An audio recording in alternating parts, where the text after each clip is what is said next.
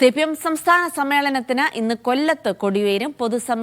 പൊതുസമ്മേളന നഗരിയായ ആശ്രാമ മൈതാനത്ത് സ്വാഗത സംഘം ചെയർമാൻ കെ.എൻ. ബാലഗോപാൽ പതാക ഉയർത്തും. പ്രതിനിധി സമ്മേളനം നാളെ തുടങ്ങും. Polit bureau coordinator Prakash Karat ഉദ്ഘാടനം ചെയ്യും. 530 പ്രതിനിധികൾ പങ്കെടുക്കും.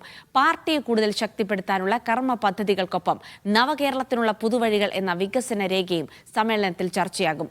സമ്മേളനത്തെ വരവേൽക്കാൻ കൊല്ലം നഗരം ഒരുങ്ങിക്കഴിഞ്ഞു.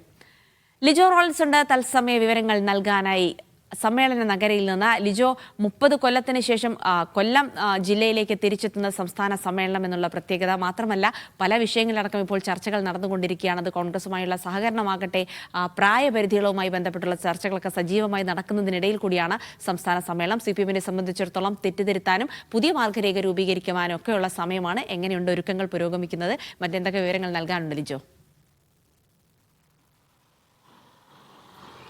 ജിൽസി സൂചിപ്പിച്ചതുപോലെ തന്നെ 3 പതിറ്റാണ്ടിന് ശേഷമാണ് സംസ്ഥാന സമ്മേളനം കൊല്ലത്തേക്ക് വരുന്നത്. അപ്പോൾ അതിന്റെ ആവേശം ഒട്ടും കെടാതെയുള്ള ഒരുക്കങ്ങൾ തന്നെയാണ് സംഘാടക സമിതി അതിനുവേണ്ടി ഒരുക്കിയിരിക്കുകയും ചെയ്യുന്നത്. 1971-ലും 1995-ലുമായിരുന്നു കൊല്ലത്ത് ഇതിനു മുൻപ് സിപിഎം സംസ്ഥാന സമ്മേളനം നടന്നത്. 30 വർഷം കഴിയുന്നു. അപ്പോൾ ഒത്തിരി മാറ്റങ്ങൾ വന്നിരിക്കുന്നു. അപ്പോൾ ആ കാലത്തിനനുസരിച്ചുള്ള മാറ്റങ്ങൾക്ക് കണക്കാകുന്ന രീതിയിൽ ടെക്നോളജിയൊക്കെ ഉപയോഗിച്ചുകൊണ്ടുള്ള രീതിയിലാണ് ഇവിടെ സജ്ജീകരണങ്ങളെല്ലാം തന്നെ കൊല്ലത്ത് നടന്നിരിക്കുന്നത്. ഏകദേശം 73ഓളം സെമിനാറുകളാണ് ഈ ഒരു സംസ്ഥാന സമ്മേളനത്തിന്റെ ഭാഗമായി ഈ കൊല്ലം ജില്ലയിൽ മാത്രം നടത്തിയിരിക്കുന്നത്. വിവിധ മേഖലകളിൽ നിന്നുള്ള സെമിനാറുകൾ ഉൾപ്പെടെയുള്ള കാര്യങ്ങൾ നടത്തുകയും ചെയ്തിട്ടുണ്ട്.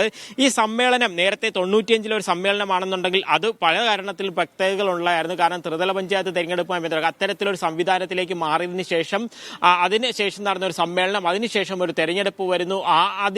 ആ കാര്യങ്ങളൊക്കെ കൊണ്ട് തന്നെ അതിനൊരു പ്രസക്തി ഉണ്ടായിരുന്നു. ഇപ്പോഴാണെങ്കിൽ തന്നെ ജിൽസി സൂചിപ്പിച്ചതുപോലെ തന്നെ കഴിഞ്ഞ സമ്മേളനത്തിലാണ് സാധാരണയായിട്ട് പ്രവർത്തന റിപ്പോർട്ടും മറ്റും കാര്യങ്ങളൊക്കെ അവതരിപ്പിക്കുന്നത്. അതിനുശേഷം ഒരു നയരേഖ അവതരിപ്പിക്കുക എന്നുള്ള ഒരു കാര്യത്തിലേക്ക് കടന്നത്. അന്ന് മുഖ്യമന്ത്രി പിണറായി വിജയൻ ആയിരുന്നു അക്കാര്യം അവതരിപ്പിച്ചത്. ഈ സമ്മേളനത്തിലും ഒരു നയരേഖ, അതായത് നവകേരള നിർമ്മിതിക്ക് വേണ്ടിയുള്ള ഒരു നയരേഖ എന്നുള്ള രൂപത്തിൽ 2ാം തവണ അത് അവതരിപ്പിക്കുന്ന കാര്യം നേരത്തെ തന്നെ സംസ്ഥാന സെക്രട്ടറി എം.വി. ഗോവിന്ദൻ അക്കാര്യം വ്യക്തമാക്കുകയും ചെയ്തിട്ടുണ്ട്.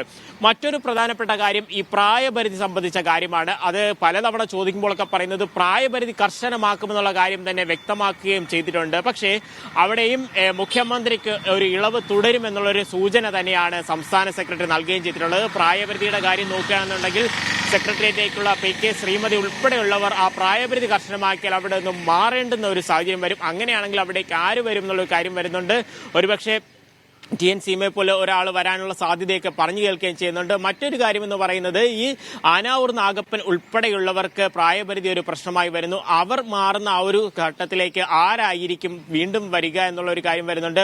ഒരുപക്ഷെ നിലവിൽ മന്ത്രിയായിട്ടുള്ള എക്സൈസ് മന്ത്രിയായിട്ടുള്ള എം.ബി. രാജേഷ് വന്നേക്കാം. അതോ മുഖ്യമന്ത്രിയുടെ പൊളിറ്റിക്കൽ സെക്രട്ടറി ആയിട്ടുള്ള പി. ശശി വരുമോ എന്നുള്ള കാര്യത്തിലൊക്കെയുള്ള ചർച്ചകളും പുരോഗമിക്കുന്നുണ്ട്. ഇതിനെയൊക്കെ കൃത്യമായൊരു മറുപടി കിട്ടണമെന്നുണ്ടെങ്കിൽ ഇത് മാർച്ച് 9 വരെ കാത്തിരിക്കേണ്ടതുണ്ട്. കാരണം പാർട്ടി നേരത്തെയൊക്കെ പറയുന്നത് പോലെ തന്നെ സിപിഎം ആയതുകൊണ്ട് തന്നെ അതിനുള്ളിൽ എന്തൊക്കെയാണ് നടക്കാൻ പോകുന്നുള്ള കാര്യങ്ങളെക്കുറിച്ച് നമുക്ക് ആർക്കും യാതൊരു ധാരണയുമില്ല. ഇന്ന് നടക്കേണ്ടുന്ന പരിപാടികൾ എന്ന് പറയുന്നത് 9:30 കൊടിമര ജാഥ ആരംഭിക്കുന്നത്. ശൂരനാട് നിന്നുമാണ് കൊടിമര ജാഥ ആരംഭിക്കുന്നത്. കഴിഞ്ഞ ദിവസം തന്നെ ആ ദീപശിഖ പ്രയാണം ഉൾപ്പെടെയുള്ള കൊല്ലം ജില്ലയിലേക്ക് പ്രവേശിക്കുകയും ചെയ്തിട്ടുണ്ട്. അപ്പോൾ അതെല്ലാം വൈകുന്നേരം 5 മണി, അതായത് 4:30-5 മണിയോടുകൂടെ ആശ്രാമം മൈതാനിയിലെത്തും. അത് സീതാറാം യെച്ചൂരിയുടെ നഗർ എന്ന പേര് നൽകിയിരിക്കുന്ന ആശ്രാമം മൈതാനിയിലെത്തുകയും അവിടെ കെ.എൻ. ബാലഗോപാൽ അതായത് പതാക ഉയർത്തുന്നതോടുകൂടെ ആയിരിക്കും ഇതിനൊരു തുടക്കമായി എന്ന് നമുക്ക് പറയാൻ കഴിയുക. നാളെ രാവിലെ 9:30 ഈ കോടിയേരി ബാലകൃഷ്ണൻ നഗർ, അതായത് കൊല്ലം ടൗൺ ഹാളിൽ ഒരുക്കിയിരിക്കുന്ന വേദിയിൽ ഈ രാവിലെ സീതാറാം യെച്ചൂരി പ്രകാശ് കാരാട്ട് ഉദ്ഘാടനം ചെയ്യുക. അതായത് പി.ബി. കോർഡിനേറ്റർ പ്രകാശ് കാരാട്ട് ഈ ചടങ്ങ് പ്രതിനിധി സമ്മേളനം ഉദ്ഘാടനം ചെയ്യുന്നതോടുകൂടെ സിപിഎം സമ്മേളനം, അതായത് 24ാമത് പാർട്ടി കോൺഗ്രസിന് മുന്നോടിയായിട്ടുള്ള സിപിഎം സംസ്ഥാന സമ്മേളനത്തിന് ഔദ്യോഗികമായി തുടക്കമാകും. തുടർന്ന് ചർച്ചകൾ കാര്യങ്ങളൊക്കെ മുന്നോട്ട് പോവുകയും മാർച്ച് 9 വൈകിട്ട് ആശ്രമം മൈതാനിയിലാണ് സമാപന സമ്മേളനവും. വലിയ രീതിയിലുള്ള ഒരു ജനപങ്കാളിത്തം തന്നെയാണ് കൊല്ലത്ത് സിപിഎം പ്രതീക്ഷിക്കുകയും ചെയ്യുന്നത്. ജിൽസി.